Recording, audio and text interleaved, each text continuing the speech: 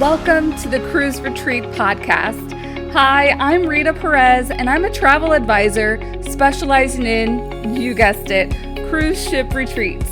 This podcast is for service-based entrepreneurs and corporate decision makers to learn more about staying everyone's favorite company with a cruise ship retreat. Ready to increase your client or employee retention? Listen in on this week's show.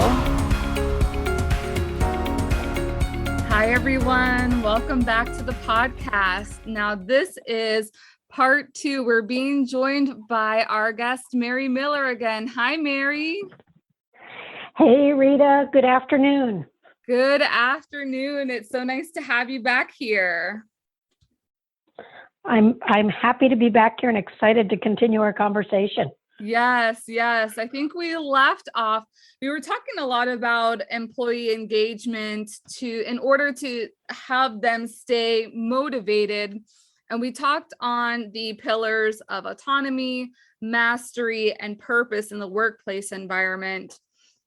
So I wanted to touch on a little bit on how we can utilize and how we can keep those in mind when we're tailoring programs or when companies are tailoring programs that will help to increase motivations. So especially in our topsy-turvy world where we are now more virtual than we have ever been, why is it important to kind of meet in person now? That is a great question. I think it's really, now that mostly folks are getting hopefully more and more vaccinated, I think it's really critical to meet in person because there's a great saying that it has been attributed to Teddy Roosevelt. It's also been attributed to John Maxwell, the great leadership thinker, thought leader, which is people don't care how much you know until they know how much you care. And it is really true. And when we're talking about motivating employees, having them be engaged, if you are not really connected with somebody, they don't necessarily think you care and they're going to become disengaged. And I think, Zoom and Skype and Teams, they all are useful in a time and a place. I think without real human contact, something is lost. Something is absolutely lost in translation, I think, there.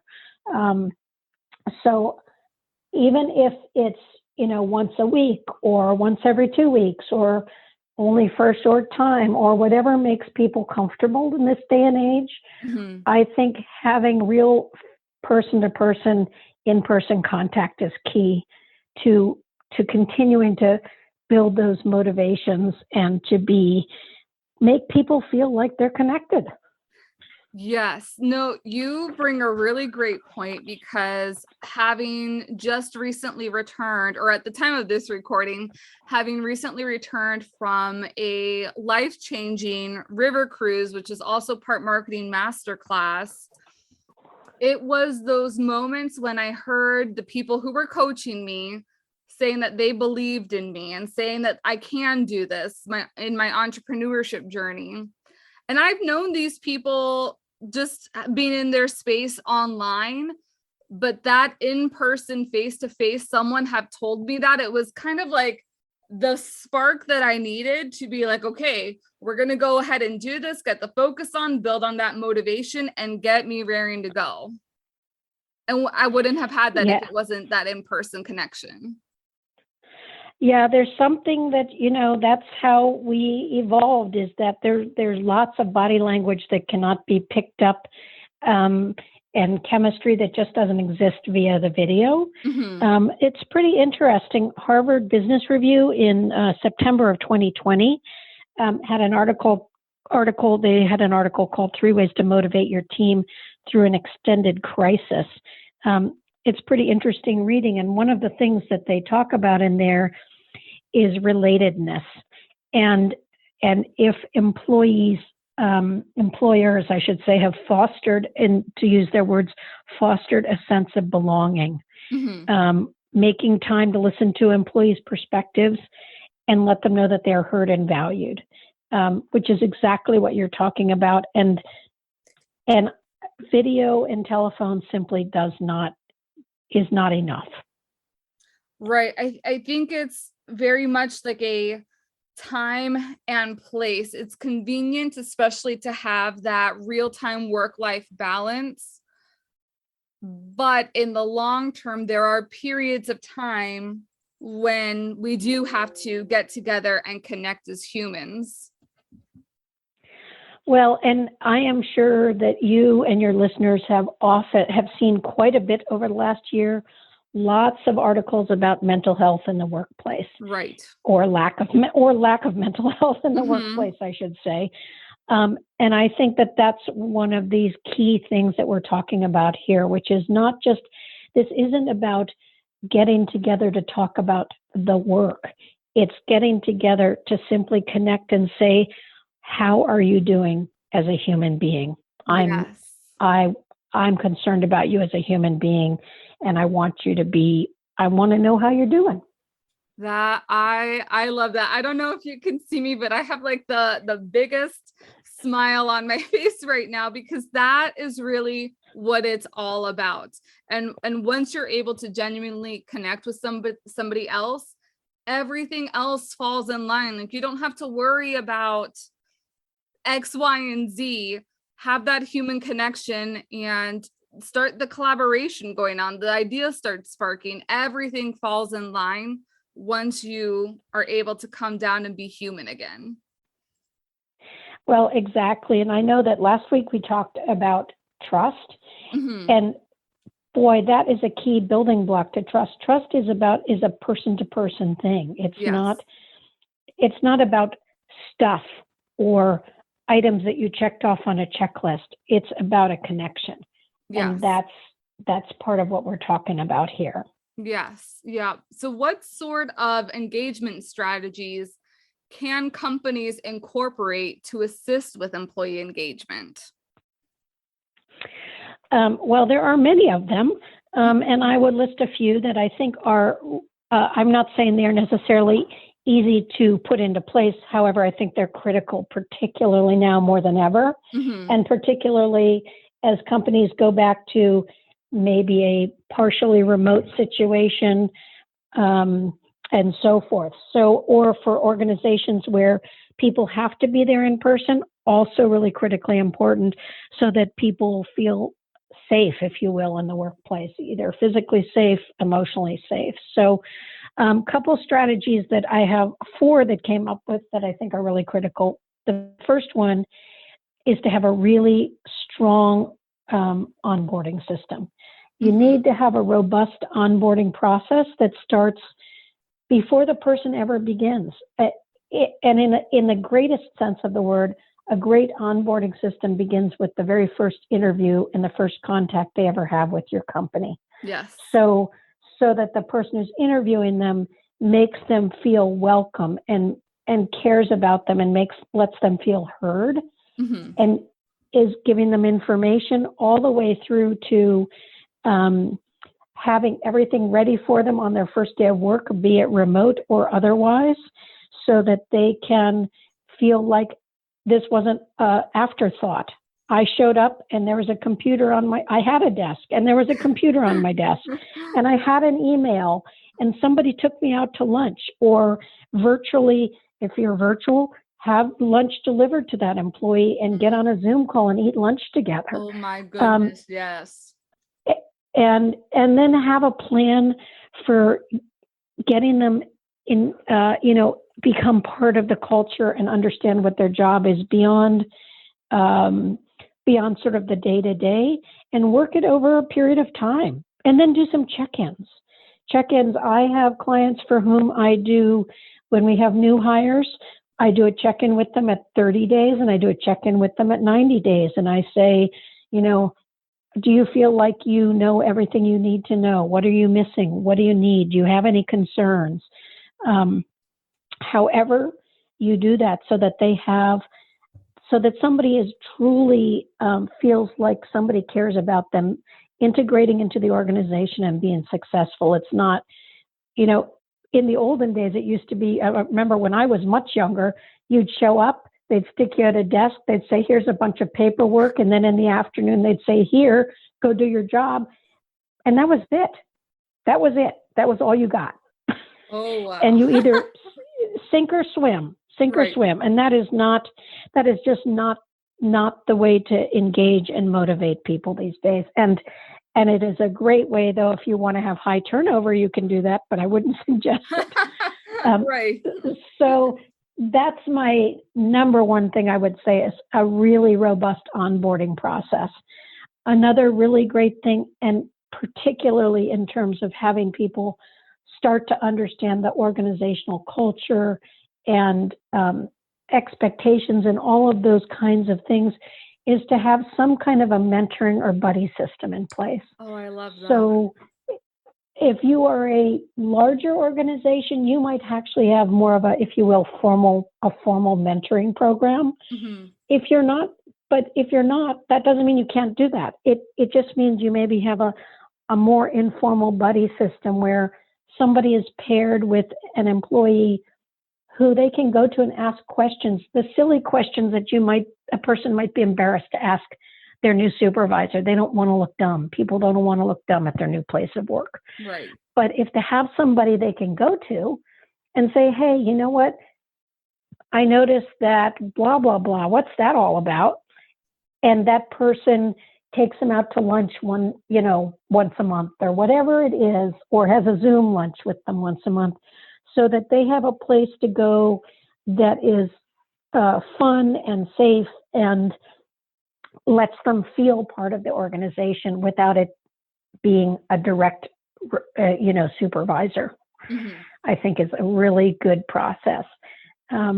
I think the other key thing and really critical for motivation, we talked about this a little bit in our last conversation, which is, do you have a growth plan in place for people? That is what everybody wants to know. What's going to be my career path here? What's going to be my opportunity to learn new things and to challenge myself? Right. And again, they don't need to, you don't need to give them a whole new title and a big raise every 6 months. However, if you aren't thinking about that proactively and letting them know that you're thinking about it, and that you have some kind of structure in place to help them develop as a worker and as a person, Mhm. they will quickly tire of the situation, or they will then start, clamoring for things that perhaps you can't give. Maybe you're not post-pandemic in a position where you can give people raises right now. Lots of Right. organizations are not. Because of the economics of it. Sorry, I can't speak today.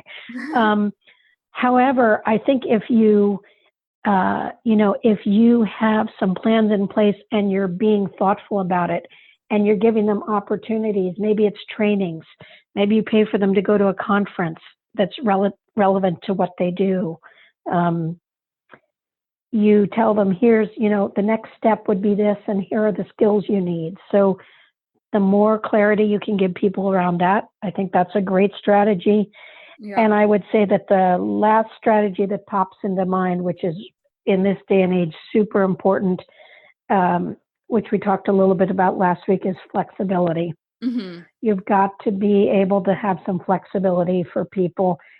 Now more than ever, people understand, particularly with the variant coming up, things are not ever going to go back to the way they were. And so we have to think about how to do business differently. Right. And does this person have to be in their seat at 9:00 in the morning? For the most part, probably, I'm guessing the answer is no, unless you are in the certain kinds of businesses where you do have specific shifts. Or say you're the receptionist, then you probably do have to be in your seat. But if you don't, how do we build in flexibility? Right.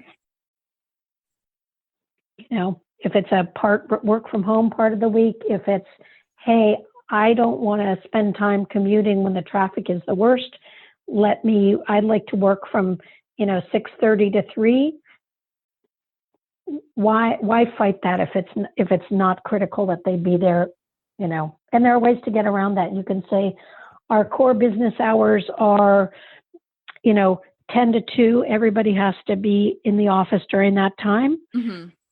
But as long as they're there during that window, some people are morning people, some people are night people, some people Right. have a bad commute, some, that flexibility in all different ways is, I think, going to be a key strategy for both motivation and keeping people engaged. Yes. Yes. Especially when things in life come up. I mean, I remember a couple years ago, I had multiple sewer backups in my home, and thank goodness I had the flexibility at the time, but it would have been even more profound if I could have just been told, like, you know what, go ahead, stay home, make sure everything's getting done, instead of commuting back and forth between like going to appointments, then I have to go back to work and do this, then come back home for appointments and all that. I would have valued that myself. Well, exactly.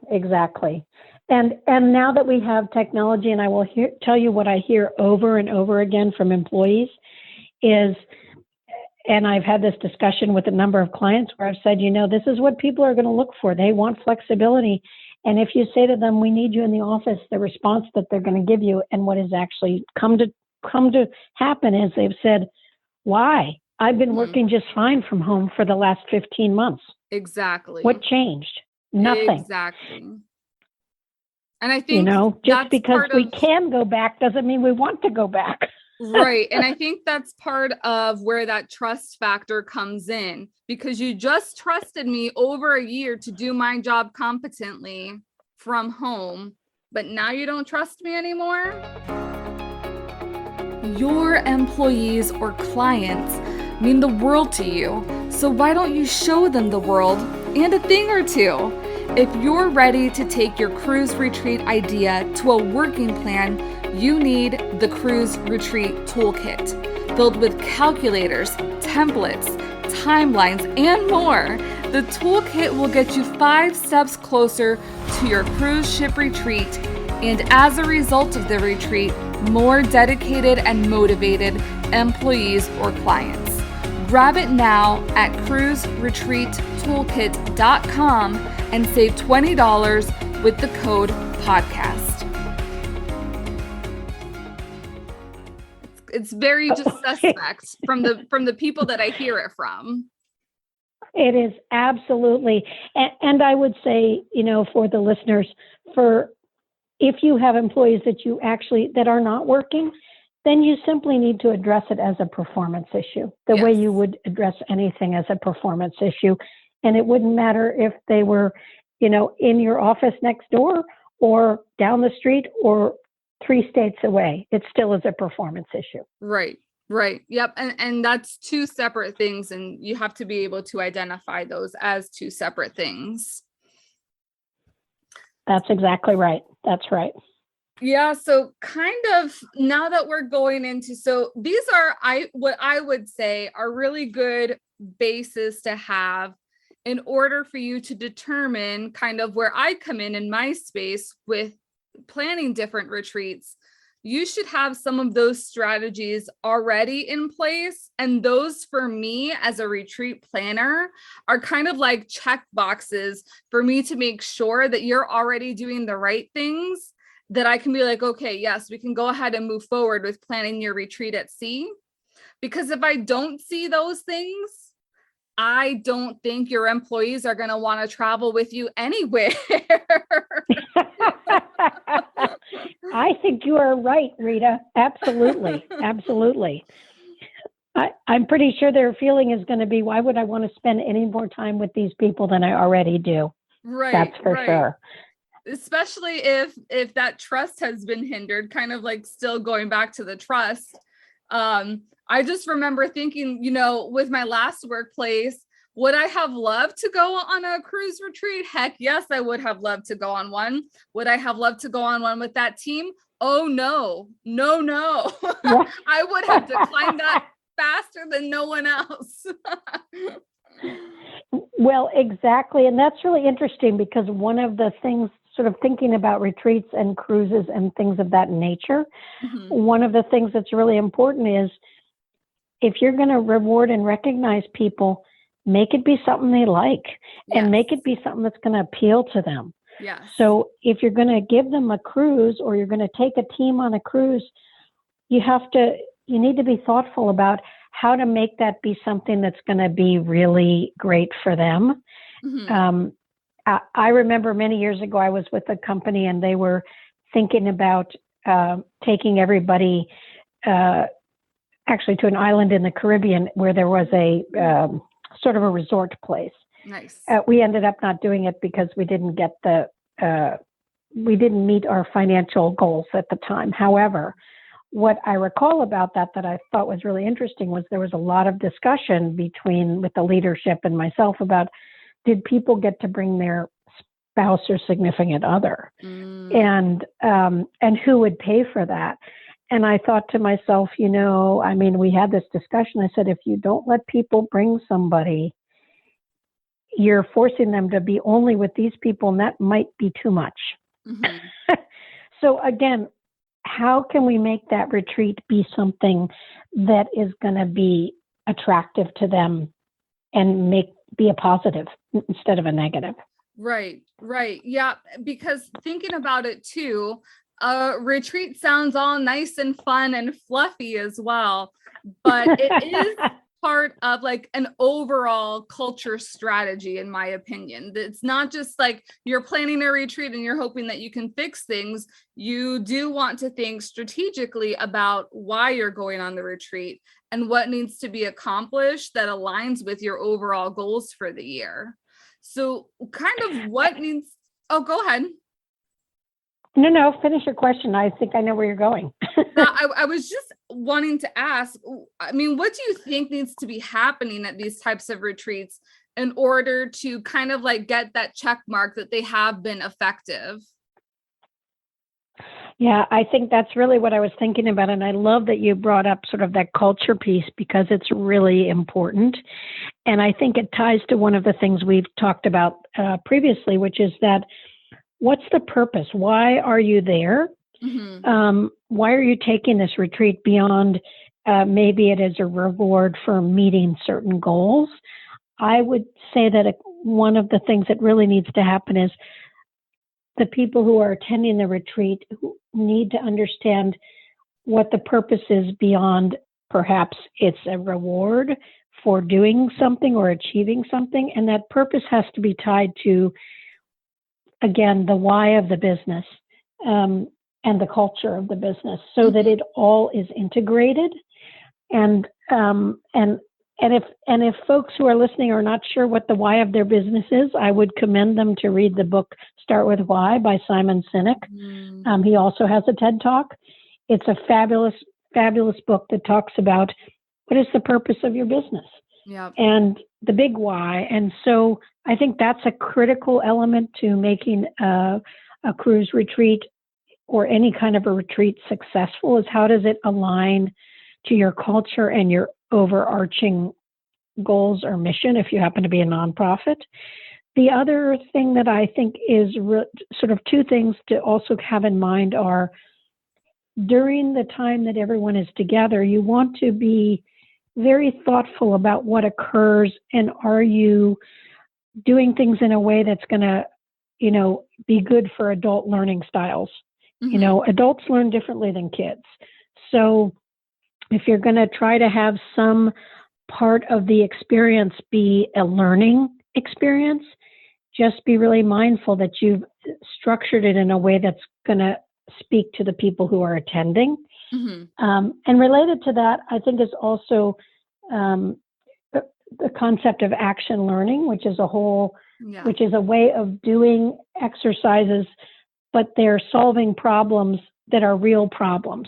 What I know, at least in my experience, is that if you give people sort of a hypothetical and it doesn't relate to what they're actually doing, they don't get much out of it and they aren't going to be very engaged. Mm-hmm. And in fact, they may walk away from it thinking, boy, that was a waste of my time. Mm-hmm. Or, if they're thinking, you know what, here I'm stuck on this ship for 3 days when I could be off doing something with my kid or whatever is in their brain. Mm-hmm. So I think one really important thing is when you're structuring a retreat, that there has to be an overarching purpose and everything with all the activities or most of them obviously that are around this group should be try to have kind of an action learning focus where you're doing breakout sessions where perhaps they're trying to solve a real business problem that you currently have and in a new way, because perhaps you're going to ask, I've been to retreats where, we're asking the accounting people, what do they think about a marketing problem?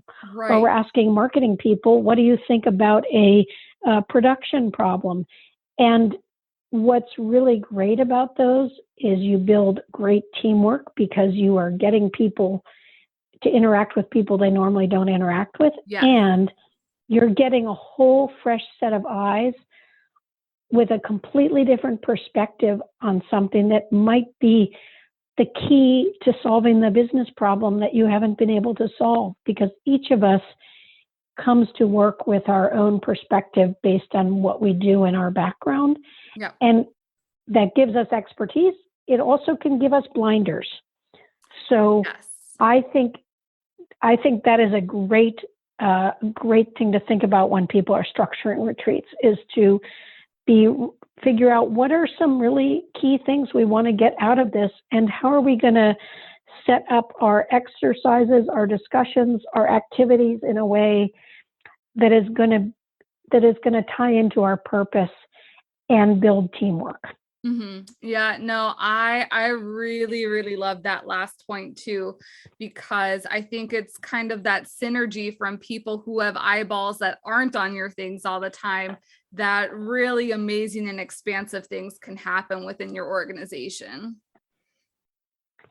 Yeah, absolutely. Absolutely. And I think, again, we talked about people feeling part of and being connected. And this is a way to further connect people and get people motivated and engaged. Because remember where we started a week ago was I said, motivated employees are engaged, which means they have a high degree of commitment and connection to the organization. Yeah. And that connection has to have multiple points. It can't just be, hi, I'm an HR person, I'm only connected to the HR function. Right. Or, hi, I'm an accountant, I can only be connected to the accounting team and I never talk to anybody outside of the accounting office. Right. That's not really a good way to build a deep sense of commitment and connection. Mm-hmm. No, I agree. And that's kind of like the mentality that kind of irks me, is that that's not my job, and it may not be your job, but you're still part of this team. So we need your help. Yeah, exactly. And I think, and the other thing I would say about the retreats in terms of planning them, what needs to happen for them to be effective, I absolutely would engage people at all levels of the organization in the planning process. It's not just if the HR people and 2 or 3 people at the very top come up with, here we're doing bloop, here it is. Again, it's that buy-in piece. People are like, okay, great, I'll take it or I'll leave it, but it's not, they don't have any ownership in it. Right. So I would really, within some framework and parameters, I think the most effective retreats are ones that have in part been developed with the input of, of a group of people that is representative of everyone that's going to be there. Yes. Yep. I agree with that. And I think that helps with the inclusivity as well, and making sure you have lots of different minds and different references that can pitch in to create a really overarching, amazing program. Yep. I always like to say more brains are better than fewer in these kinds of situations. Yes, I agree. Well, thank you so much, Mary, for being on. If people would like to stay connected with you, how can they reach out? Well, thanks. They can absolutely reach out. The best way is probably to reach me by email, which is coachmary@avibrantpath.com. And I'm not sure how we can get that out to folks, but the other way to reach me is on my mobile, which is 434-242-7181. And if you have questions about what we've talked about, happy to connect with folks and give them a little more elaboration on our topics. I think this is a really fun conversation, and I think I love this idea of having retreats that are going to be very, where you can facilitate them to rebuild teams and to re-engage people in a way that has really been lacking for the last 15, 16 months.